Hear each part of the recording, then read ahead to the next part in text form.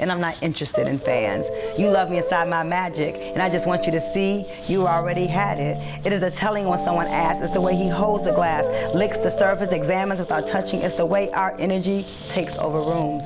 It is the subtle conversation. It is the freedom of emancipated language. It is words scribbled inside my skin. It's the curve of the line, the beauty of the lies.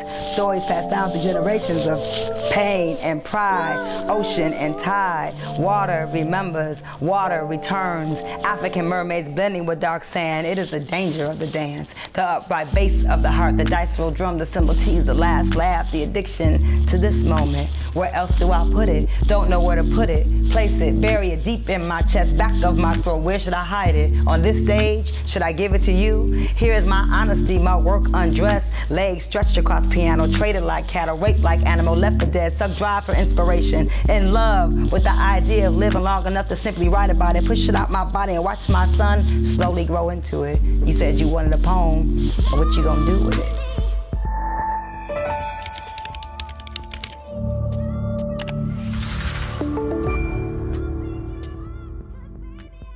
My name is Jessica Care Moore. I'm a poet, interdisciplinary artist. I've worked with a lot of music and theater, do solo theater, write books. I've written my 5th book, We Want Our Bodies Back, is in the works right now. Done a lot of work with music for many years. I'm an institution builder. I started Black Women Rock 14 years ago to fill a void of not enough Black women rockers on the radio or in mainstream media or entertainment industry getting enough play, love, support. It's a tribute to Betty Davis, who was married to Miles Davis. And I lived in New York for a long time and was friends with all the Black rockers, women on the scene in Brooklyn and Harlem, and wanted to create a space for them. So we've been doing that for quite some time now. We're annual at the Charles H. Wright Museum in Detroit. And we just hit San Francisco. We're going back to San Francisco in November. So we're busy. And I'm a book publisher. I started More Black Press in 1997. I won Showtime at the Apollo when I was just a very young poet and living in New York City. I was living in New York 5 months and went to the Apollo thinking maybe I would read some poems and maybe they wouldn't boo, but didn't expect to win and expected you know, just to get some love for some Black folks maybe, but they gave me a lot of love and I made history at the Apollo. I'm I think the youngest Apollo legend in history. And I'm from Detroit, born and raised, Cody High School, and hey, and I've been all over the world on poetry, and I have a really magical, beautiful life. And I'm a mama. I got a beautiful son named King, who's also a lovely poet and musician in the making, and an Earth son named Omari Jazz, who makes electronic music and is a painter. And yeah, that's me. I'm an artist. Watch them grow, tell their story, cry when you do it, turn your blood to Funkadelic polka dot, sign your name in red, change the I to Y because we have to change, because Black girls are dying, because no one showed us how to live. I grew up on the west side of Detroit, Ward and Timon, like right on the border of Dearborn, Michigan. And so I grew up with a lot of kids on my block. Our block was really noisy. It was about the neighborhoods when I grew up. I grew up in a very Black city.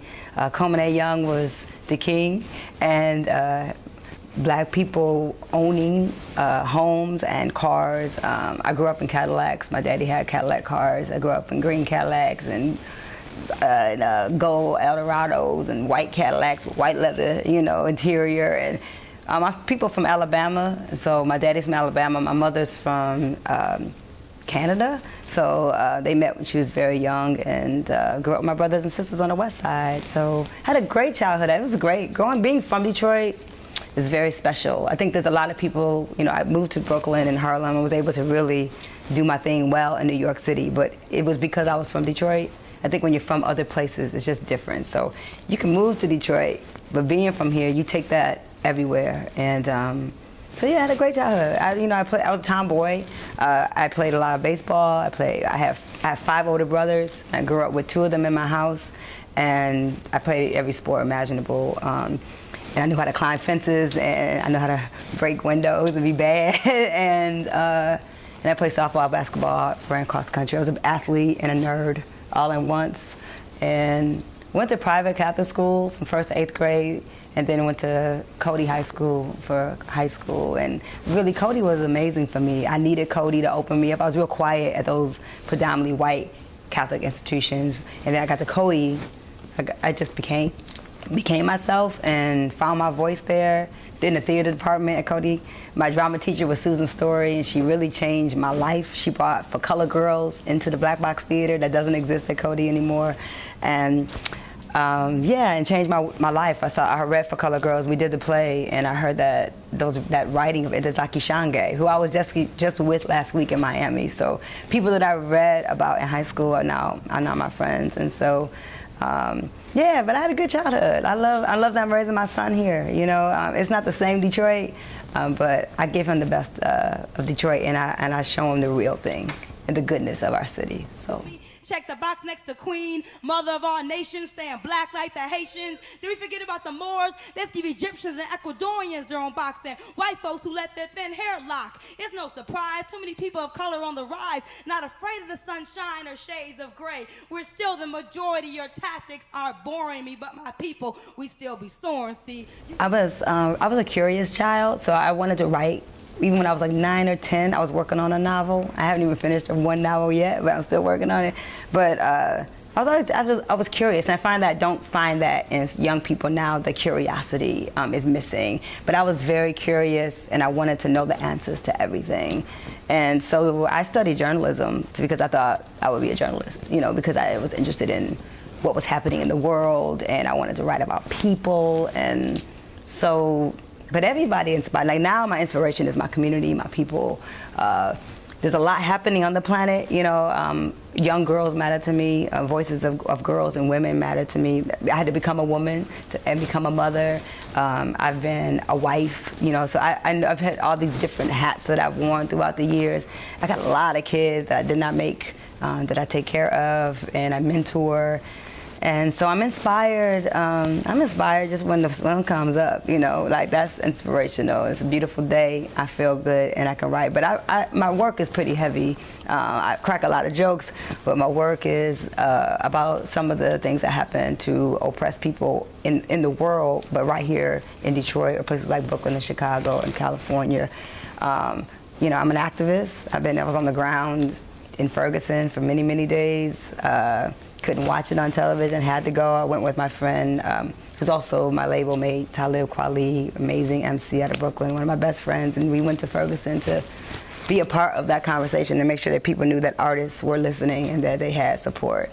And so I'm inspired by movements and where I come from. Like I come from a really proud place, and being from a black city, like when I moved to Brooklyn, I didn't realize how special it was, like being from Detroit, until I got to Brooklyn, and I was like, and then I moved to Harlem, I was like, this is a police state, there's so many police, and there weren't a lot of, I'm used to seeing black cops, like my whole life, black police officers and black mayors, and I was like, what a blackness at in this place, but more diverse, like New York had Southeast Asians. I learned what a Dominican and a Puerto Rican were. Like there's a different beauty in New York, a more international feeling.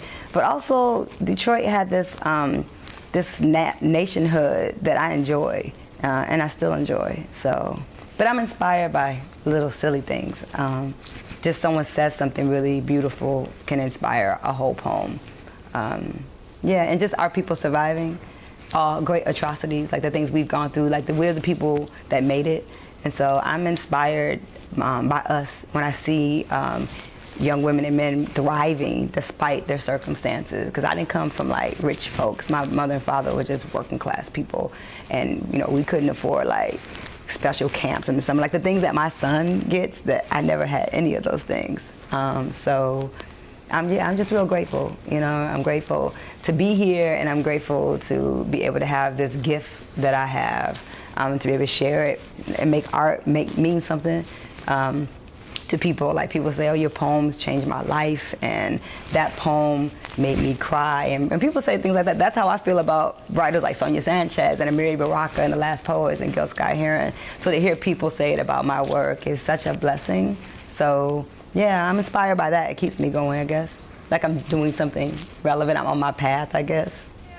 People fly from all over just to swim near my tide or climb up my long flight of stairs, but they trip on their shoestring lies. Piece by piece, you brought my body to this country. Now that I'm here, your people don't want me. I'm a symbol of freedom, but I'm still not free. I am America's true Statue of Liberty. I mean, the messages in my poems are different depending on the poem. You know, sometimes if it's a poem, I'm just telling a story about my daddy. It might just be a poem about my daddy. Sometimes it's a poem about, you know, Mike Brown. I've written poems for, you know, people losing their children. Tamir Rice. I've written poems for, you know, then I write poems about girls. I write about being a girl and about being a woman, the struggles of love. My music project, Black Tea, The Legend of Jesse James, is really like my heart. Like, my work is so heavy, but my album came out so soft, and it came out like with my heart on my sleeve and telling a story about trying, like, when you're an artist and a woman and you've traveled the world, you know, it's difficult to find balance and find your reflection, like, in that, especially in a place like Detroit. And so I write about everything. I don't hide inside my work. I put all my business on the streets, if you will, you know. So if you read my books, you know something about me. If you listen to my album, you know something about me. Some people make art so they can hide, right? Some people make art so they can hide inside their work, and they're trying to be deep, and maybe the work is very abstract. Well, with me, if I'm writing a poem, then I'm actually trying to get people to understand something about themselves and also about my own self in the same time. And so, yeah. So a piece of me is in everything that I've created, and I don't do art for art's sake. I do art for healing myself, healing my community, touching somebody else's life, someone that's been through something. I write about things I haven't been through. I've been through enough to write about the things I've been through, but I also write about things that I haven't been through, things that maybe some 16-year-old girl's going through right now, and try to see it from other people's perspective. So. Afraid to part down the middle for feminine riddles, random words of prophets who never get heard because the microphone is just another fallacy. So on the hip-hop scene in Detroit is where I first started getting recognized, and then I moved to New York in 1995, and I had opened for The Last Poets. And The Last Poets, many of you hopefully know, are like the fathers of rap music. So Abiodun Oyewole and Umar Ben Hassan and Babatunde, I opened for them in Detroit, and they said, yo, sis, if you ever come to Harlem, you call us. And so I called them. I went to New York to see my cousin graduate from NYU, and I didn't leave. I fell in love with Harlem. I fell in love with Brooklyn. And everyone always told me Detroit, like, Jessica, you need to go to New York City. You need to go somewhere else besides Detroit. Like, I have kind of outgrown the city. I was 22. And so I moved to Brooklyn. I packed up my 4 pickup truck and I drove to New York City. Proof was actually supposed to ride with me, ended up flaking.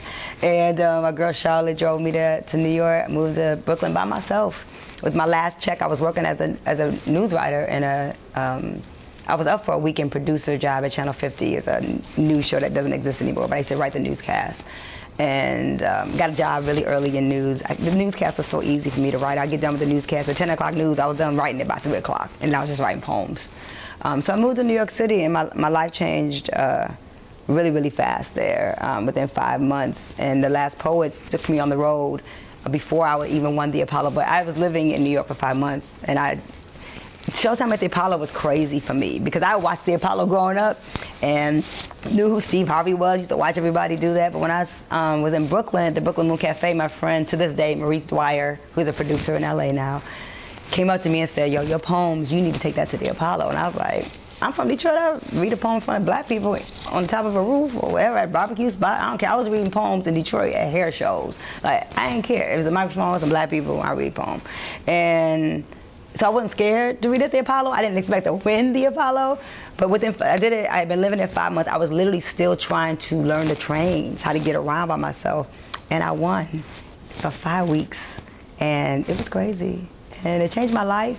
I mean, so after that, like, I'm talking about Jizza, like all them, Wu-Tang Clan, like they would see me on the street like, yo, KRS-One. That's how I got on, ended up on Nas's album in 1999. I opened and closed Nostradamus. Fragile like hematite with the East oils I write. Despite the lack of sunlight, got my battle boots tight. Now that the government's gone, can't tell your left from your right. Winged assassins laughing while the new world's collapsing. Mother Earth's ribs crashed in, armed with Kari's, I'm blasting. And that happened because Nas and all the MCs, at that time, everybody, Lauryn Hill, Fugees, everybody was doing the show. Brandy was on the show that night, the Fugees. Paul Mooney was there when I won. It was just bananas. And I mean, Shirley MacLaine, the actress, came up to me in Central Park, was like, I know who you are. So it was a real crazy time for me in New York. Like people were stopping me on the street. I became famous, for as famous as a poet can be, for that moment. And I started touring in Europe because I didn't realize the Showtime at the Apollo, people in London were watching it. Black girl juice is a nutritional boost. Bananas, strawberries, and melanin nectar. No average man can affect her. Ingredients are spicy, mild, sweet, burns your tongue like a jalapeno pepper steak with authentic chopsticks. First round draft pick, black afro pick, the one with the fist. I met Talib Kweli. He was working at a Crew bookstore. I like telling this story. He was working at a bookstore, and my boy, Jassess, who's a rapper, he was in a rap group called Dopadelic back in Detroit back in the day. And he's like, yo, you gotta meet Talib. You gotta come to this bookstore in Kuru Books. And Kuru Books is a bookstore that Mos Def and Talib would go on to buy. But Talib was working at the bookstore then. And that's all him and then Mos, who's at Yasin Bey now, was known as just Dante. And so Dante and Talib were like poets. They were MCs. So was Dead Prez was on the poetry scene. Erykah Badu was on the poetry scene with us in Brooklyn. So we all know each other now. I mean, we see each other and we're like, show each other pictures of our kids. We're so grown. But we've known each other since the beginning. So I was there when Black Star was being created. And in Common, when he was like had his band, I think Black Betty, right? Back in the day before he was like Hollywood famous. So funny, like to watch them grow. But I've known them brothers a long time and those sisters a long time, and we all come from the same place. Talib is a peer. He's one of my dearest friends. And so, you got artist friends. I was working on this album in Detroit. I've been trying to figure out music with my voice for like ever. So I've been working with rock and roll, techno, whatever. This jazz soul project came out. It was an accident, and I was in my boy's crib in Brooklyn, and Talib was like, I was playing it for him, like, here, listen to this. So he listened to the music, and he was like, well, this is amazing. What you gonna do with it? And I was like, what you gonna do with it? What you mean? You Talib Kweli, do something. And I was just talking mess to my friend, and he called me a couple days later and like, yo, Jessica, this project is really incredible. You want me to put it out? I'll put it. You want to be on my label? And so one of my dear friends of many years ended up being the person to put my work out really in for the first time, to get me meetings at what is the place called? What is the place called? I forgot the internet place. The radio place, I forgot the name of it. I'll find it. But just getting me in front of people that I deserve to be in front of.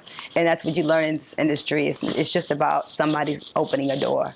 And he's been a big supporter of my work. I went on the road with him with my band.